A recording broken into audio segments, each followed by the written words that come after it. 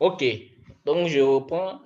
La dernière fois, nous nous sommes arrêtés. Nous nous sommes arrêtés à créer un espace pour l'administrateur. Donc, pour, au fait, voir des livres apparaître sur la plateforme finale, il faut avoir un espace administrateur sur lequel on enregistre des livres. Donc, nous allons créer une autre petite application pour l'administrateur de la plateforme qui va nous permettre à un administrateur de se connecter. Puis après, enregistrer une catégorie de livres, enregistrer un livre, etc. Alors donc, pour ce faire, ici, on n'a pas encore dynamisé tout ça. Bon, là, on va faire un petit changement avant tout. Parce que ça nous donne déjà l'espace. On clique, ça nous, disons, laisse toujours des effets de bootstrap, alors que nous, on veut vraiment tout dynamiser. On veut tout manager comme changer sans que personne ne sache au fait que c'est forcément bootstrap. Donc, nous allons enlever le contour bleu qui est au milieu là. Et là, j'ai un code là qui est un peu long. C'est au clic sur le formulaire, au clic sur le truc qu'on a. C'est au clic qu'on a cet effet-là. Donc, c'est un focus qui est appliqué là-dessus. Donc, ce qu'on va faire, on va dire on va dessus tous les inputs. On va écrire cette règle-là ici, par exemple. Sur les test area, par exemple, les test area, lorsqu'il y a un focus dessus. Ensuite, lorsqu'il y a input des types input de type égal à test, égal à de type égal à test, par exemple, comme ça.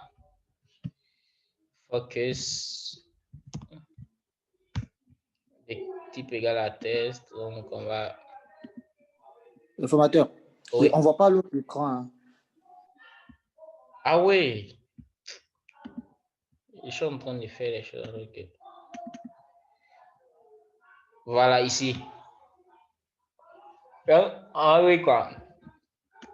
Puisque lorsqu'on ne sait... Bon, il met une erreur parce que je n'ai pas mis ça. C'est pas grave, ok. Ici, par exemple, lorsqu'on on clique dans le input. Attends, je vais faire un check de tout le screen au changement. Voilà. Donc ici, lorsqu'on clique dans le input, on voit qu'il y a un border, une bordure bleue qui apparaît. Et cette bordure-là, c'est vraiment un effet de bootstrap. Oui, en fait, on utilise bootstrap, mais quand même, il faut qu'on puisse customiser ça. Il faut qu'on puisse savoir que c'est vrai qu'on utilise bootstrap, mais voilà, c'est une plateforme qui nous appartient. Donc, quand même, on va enlever tous ces effets-là. Et pour enlever ces effets-là, c'est l'effet focus, c'est-à-dire quand il y a un input type test, il doit faire des changements. Après, on peut appliquer ça sur pas mal de types. Hein. On peut mettre input type test, input type date, time. Bon, il y a tellement d'inputs. Bon, nous, on va utiliser, tout quand même. Test date.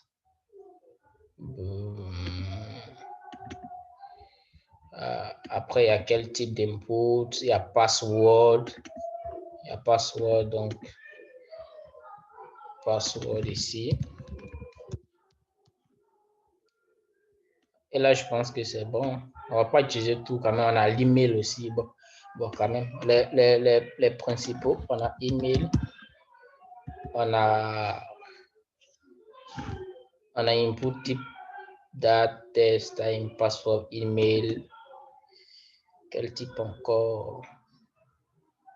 Bon, on va s'arrêter à là. Si après on utilise notre input qui a cet effet-là. Donc ici, on va dire un border. border color, nous on va utiliser une couleur qu'on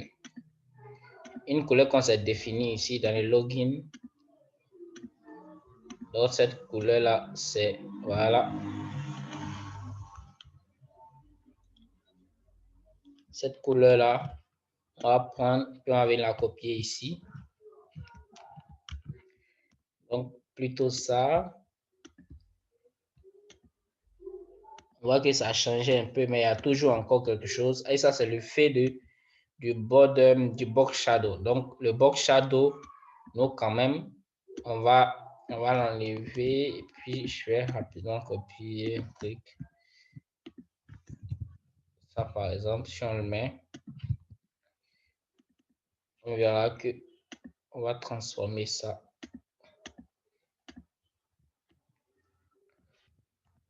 OK.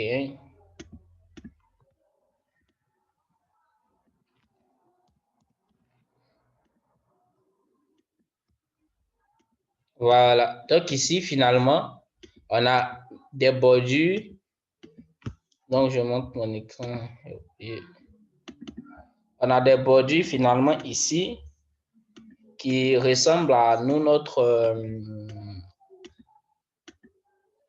oublier les thèmes graphiques là. Ils appellent ça comment même? Les graphistes là. Notre identité visuelle. Voilà. Donc, quand même, ça ressemble à notre vue. OK, donc rapidement, on va avancer. Ici, on va créer un menu sur le côté. Le menu sur le côté, on va... Le menu sur le côté, on va définir déjà certains paramètres. On pourra se déconnecter, on pourra faire...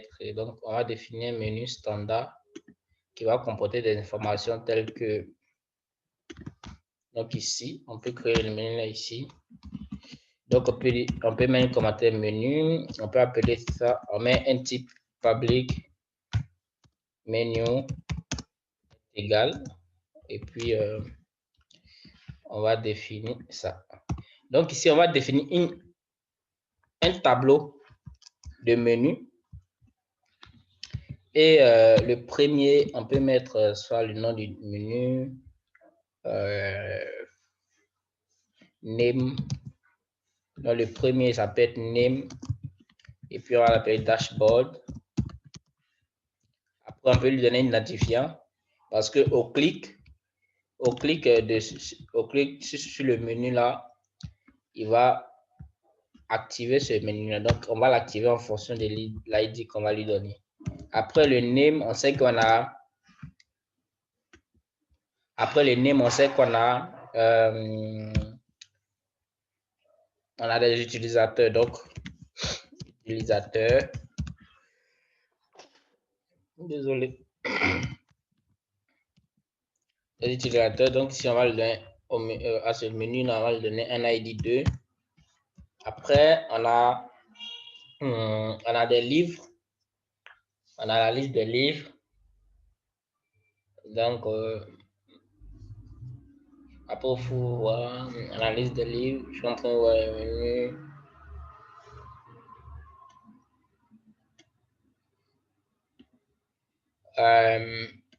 Le refais parce qu'en même temps, il va falloir que sur le dashboard, on puisse voir quelque chose.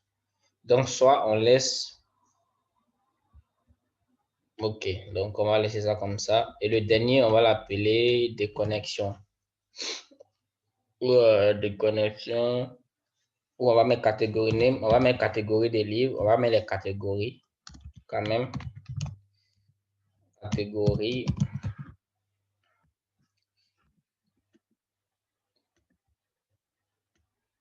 On va mettre des catégories et on va donner ID 3. Et le tout dernier, ça sera déconnexion pour sortir de la plateforme. Déconnexion, donc ici on aura déconnexion. Voilà, dans l'ID 4. Donc ici, on vient de définir un menu, comme ça, dans notre plateforme. Et ce menu, on va l'appeler lorsqu'on va finir de définir tout ça. Voilà. Donc, déjà, on peut déjà l'appeler. Donc, ça sera dans des menus items. Alors, pour l'appeler, on va dire quoi? On va dire ng4. Ça veut dire quoi? Il va nous faire une boucle sur, le tableau qu'on vient de créer. On va dire let. Donc, on va définir une variable qui va pointer sur chaque élément qui appartient au tableau. Donc, quand il va faire une boucle, cet élément va pointer sur chaque élément. Cette variable va pointer sur chaque élément et va nous faire ressortir les informations de chaque élément du tableau. Donc, let soit menu. Donc, ici, on peut mettre ce menu-là. On peut le mettre en S pour faire la différence. Donc, let menu of menu. Donc, pour chaque information qu'il y a dans le tableau menu, on va récupérer, ça va, son name et on va l'afficher. Donc, ici, on aura menu.name. Donc, pour chaque élément, affiche-nous le nom. Comme ça. Et quand on retourne ici, on voit que nos éléments, je reviens.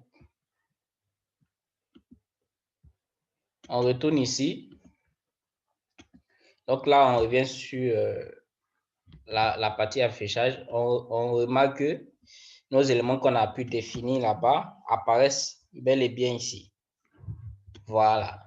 Donc, on a pu faire ça. Après, on va travailler un peu sur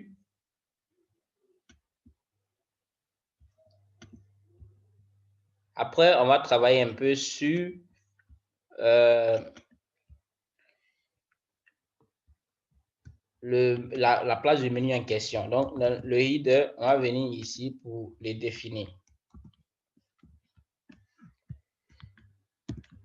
Donc, on va définir des propriétés sur le header. Par exemple, on pourra dire, il faut que ce soit en position fixe, il faut que ce soit fixé, il faut que ce soit carrément sur la gauche, bon, sur la droite de l'écran.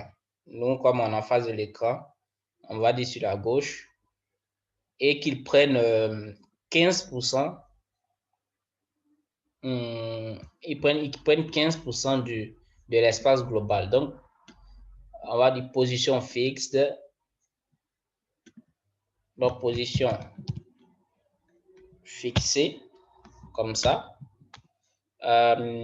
Oui, donc c'est-à-dire, de manière horizontale, il faut qu'ils prennent 15%. Après, on peut faire des paddings. Les paddings, c'est des marges intérieures. Mais après, d'abord, il faut définir qu'il n'y a pas d'espace entre le haut et puis à gauche, il n'y a vraiment rien. C'est-à-dire, il ne faut pas laisser de marge, de top, c'est-à-dire quoi? Il ne faut pas laisser de marge en haut, ni de marge à la droite. Alors, à gauche, le left, c'est à gauche. Et il faut que ça soit verticalement, il y a une taille verticale de 100%, bien, voilà, de 100%. Une taille verticale de 100%. Et pour qu'on puisse marquer la différence, actuellement, si on vient sur la plateforme pour voir ce que ça donne, voilà, on ne verra pas vraiment grand chose. On a vu que le trait est carrément décalé ici, mais pour marquer la différence, pour bien savoir, on va appliquer un box shadow. Un box shadow qui va nous permettre de voir les changements qu'on a pu faire. Donc ici, box shadow, on va prendre des valeurs telles que 0 pixels, 4 et 17 pixels. Donc ici, on aura 0 pixels, 0 pixels, 4 pixels, 17 pixels. Et on va appliquer un fond qui va nous permettre. Et donc pour ce fond là, on va le copier ça. On va copier ça. Comme ça reste notre identité visuelle, notre identifié, ça respecte notre charte visuelle. Donc, on va coller ça qui est là. Et puis, comme c'est, on va lui donner RGBA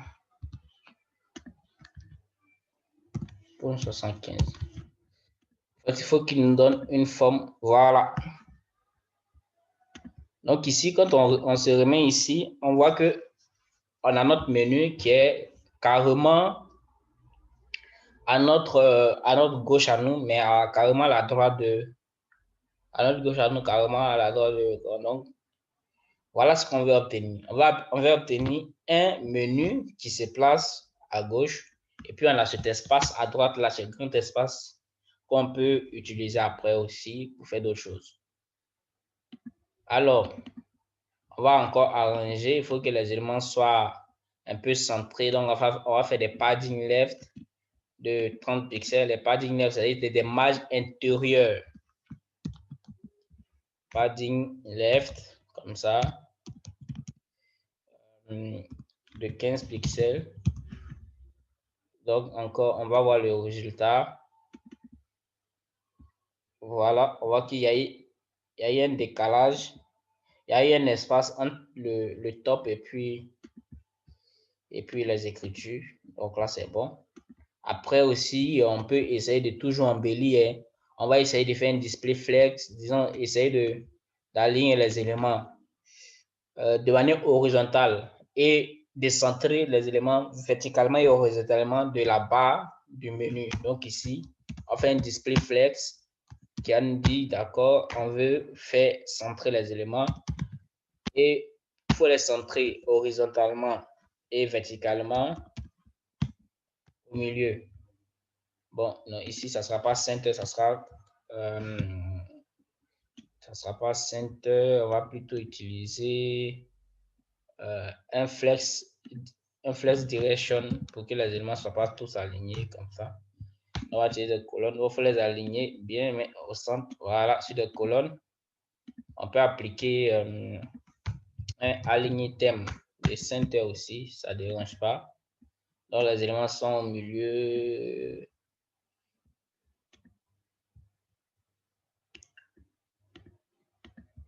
Bon, si les éléments sont au milieu, c'est qu'on va enlever le padding left qui était dessus là.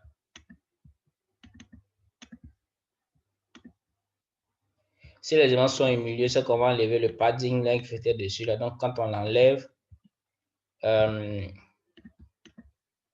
padding left, quand on l'enlève, voilà, pour que ça soit vraiment bien centré. Après, on va agir encore sur les éléments du menu. On va agir sur, il faut que ça soit beau à voir. Donc, les menus items, les menus items. Ici, on peut écrire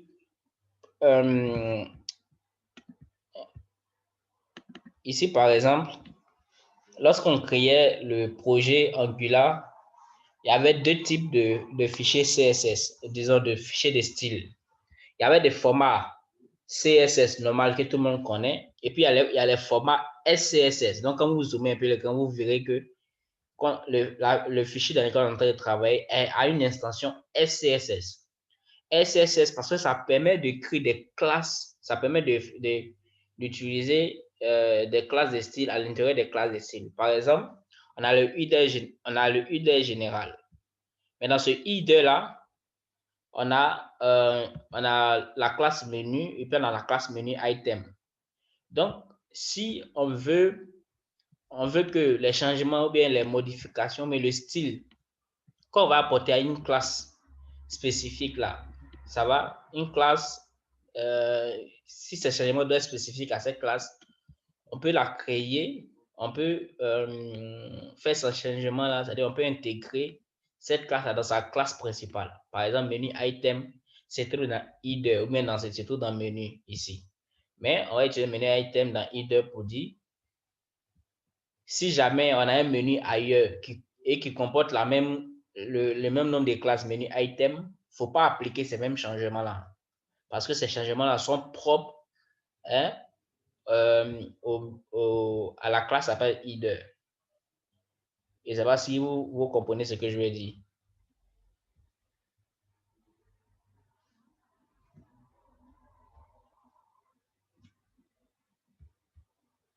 Vous comprenez un peu ce que je veux dire? Je n'ai pas bien compris ta question. Voilà, j'ai dit quoi? On veut appliquer un style, on va appliquer un style sur les éléments du menu. Donc ici, on a menu item. On va appliquer un style dessus. Alors, on va quand même appliquer un style spécifique sur ce menu-là. C'est-à-dire au cas où dans le projet, on a un autre menu, mais que ces menus-là contiennent les classes menu item.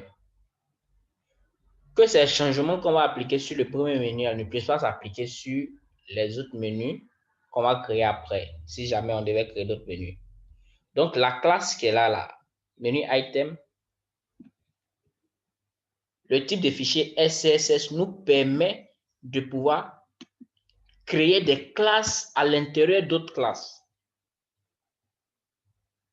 On a la classe header, mais la classe header comporte le menu item. Donc, si on veut appliquer des changements directement qui soient spécifiques à ce header-là, on peut créer la classe à l'intérieur. Comme ça. Non, c'est pas ça. Comme ça, je vais copier le nom du truc, menu item. Voilà. Et vous voyez que je crée une classe à l'intérieur d'une classe principale. Donc, on a la classe header ici, mais on n'est pas encore sorti de la classe header parce que voici où se ferme la classe header. On n'est pas encore sorti de cette classe-là, mais quand même, on peut créer nos classes à l'intérieur. Ça, c'est le type de fichier SCSS qui le permet. Voilà. Et donc, sur ces menus items-là, qu'est-ce qu'on va faire? On va mettre des marges, on va essayer de transformer un peu. On va rendre ça beau. Donc, on va faire des margines. D'abord, on va faire des marges de 25 pixels pour que ça soit bien séparé. 25 pixels 0 comme ça. Pour que ça soit bien séparé. Voilà. On voit que les éléments sont bien séparés en eux. Après, on peut embellir encore un. On peut ajouter d'autres petites choses. Bon, je fais quand même. On va augmenter un peu la taille du truc à font size. 18 pixels. Après, on peut mettre un curseur dessus. Lorsqu'on passe le curseur dessus, il faut que ça nous donne la possibilité de dire il y a un lien dessus. Donc, on va faire un curseur pointeur et on va transformer les lettres là, on va les mettre en grand caractère, uppercase. Donc, quand on voit le résultat, voici ce que ça donne. Donc, on a notre menu ici qui est bien aligné. Ça va quand on met le curseur dessus, ça nous donne la possibilité de faire des clics dessus, voilà, etc., etc. Après, on peut dire celui qui est activé, il faut qu'il ait une couleur spécifique. Donc, le menu,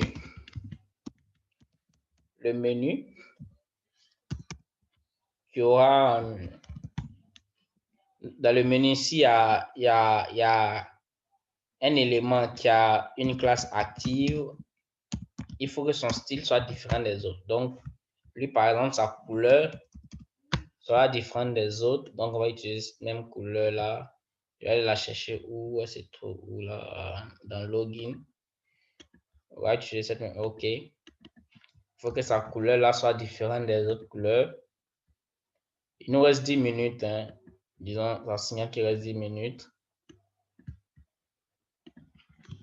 Hop. Ça serait qu'il reste 10 minutes.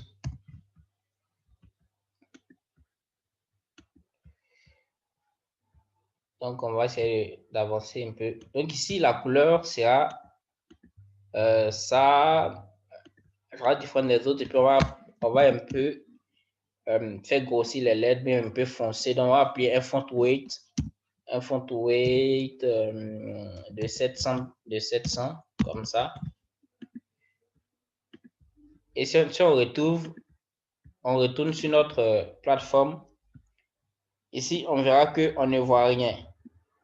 On ne voit rien encore parce qu'on n'a pas encore défini qui sera actif ou pas. Qui sera actif ou pas. On va retourner dans le code. Et on va venir faire des petits changements. On va faire des petits changements.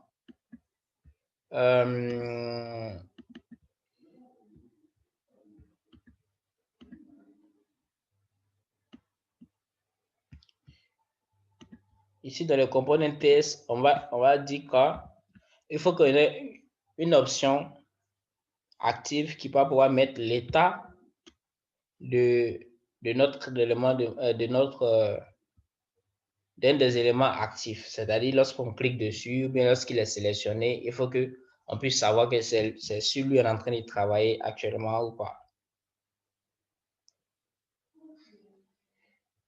On va définir une variable ici. Donc, on va appeler ça actif menu. Cette variable, elle sera publique. Public active menu. Et initialement, ça va prendre la valeur 1. Ça va prendre la valeur 1, c'est-à-dire ça va prendre l'id, le premier ID. Donc, ici, on va vérifier. On va dire quoi? On va dire faut donner la classe active. Donc, donne la classe active. Donne la classe active à l'élément si son ID là. Donc, si son ID est égal à notre variable active menu qu'on a défini ici. Donc, on va définir active menu. Si active menu est égal à l'ID de l'élément, donc menu.id, il faut que ça puisse appliquer la classe active dessus. Donc, quand on va essayer de venir voir le résultat pour voir ce que ça donne. On va voir le résultat, qu'est-ce que ça donne. Quand on entre là-dedans, on verra que dashboard, la couleur de dashboard est différente. Si vous remarquez, on a une couleur verte et puis une écriture beaucoup plus foncée. Donc, initialement, c'est le menu dashboard qui est activé. On va chercher aussi à pouvoir activer les autres menus lorsqu'on clique là-dessus. Donc, pour cela, on va écrire une petite fonction. Donc, on retourne dans notre code. On retourne dans notre code. On va écrire une petite fonction. Ici, on retourne dans notre code. On va écrire une petite fonction qui va nous permettre d'activer ce code-là. Donc, cette fonction, on va l'appeler définir le menu actif. Ça, c'est le petit commentaire. Et la fonction sera publique. Et on va dire set actif menu. Ça va? Donc, ça sera une fonction fléchée. Comme ça. Et ça, on va lui dire quoi? Il faut que le actif menu soit égal à l'ID qu'on va passer ici. Donc, ici, on va passer un ID pour dire, si on clique sur un élément, il faut qu'on puisse récupérer l'ID et qu'on vienne le définir comme le menu qui est actif. Donc, pour cela, je vais prendre cette fonction, la copier, venir dans mon code et puis je vais... Attendez que je descende, je vais organiser un peu le code parce que ça devient très long.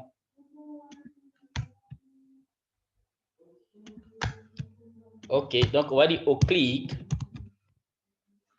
utilise cette fonction-là au clic utilise cette fonction, cette menu, il faut passer en paramètre l'ID, l'ID du menu, donc menu ID, comme ça. Et donc, quand il va arriver de l'autre côté de la fonction, il va utiliser l'ID, c'est-à-dire là, comme le nouvel ID du menu qui doit être activé. Donc, quand on regarde, on vient dans notre code pour voir ce que ça donne. Donc, ici, vous voyez qu'on a d'abord dashboard qui est activé parce que c'est lui qui est défini premièrement. C'est lui qu'on a défini premièrement. Après, lorsqu'on clique sur utilisateur, on voit que l'utilisateur prend la propriété active. Quand on clique sur catégorie, catégorie prend la propriété active. Si on clique sur déconnexion, déconnexion prend la propriété active. Après, si on vient à actif, donc à chaque fois qu'on va cliquer sur un menu, on va changer l'état. Vous voyez, à chaque fois qu'on clique sur un menu, on va changer l'état des choses. On va changer l'état. Voilà, donc c'est en fait cet effet-là. Et donc, pour ce qui sera visible, quand on clique sur utilisateur, on va voir la liste des utilisateurs. Quand on clique sur catégorie, on va voir la liste des catégories. On clique sur dashboard, on pourra avoir la liste de dashboard, etc. On pourra se déconnecter en sortant de la plateforme complètement. Alors là, il nous reste moins de 2 minutes. Si vous avez des questions à poser, posez-les. On va répondre, essayer d'expliquer encore s'il y a des choses qui ne vont pas. Et puis, on va revenir pour un dernier lien. Donc, je vous écoute si vous avez des questions. S'il y a des choses que vous n'avez pas compris.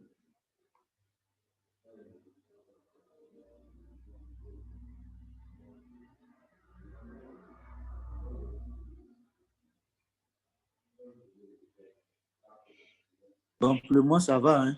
Le mois, ça va. Ok. Si c'est un peu flou, n'hésitez pas. Hein. Parce que c'est pas facile quand même.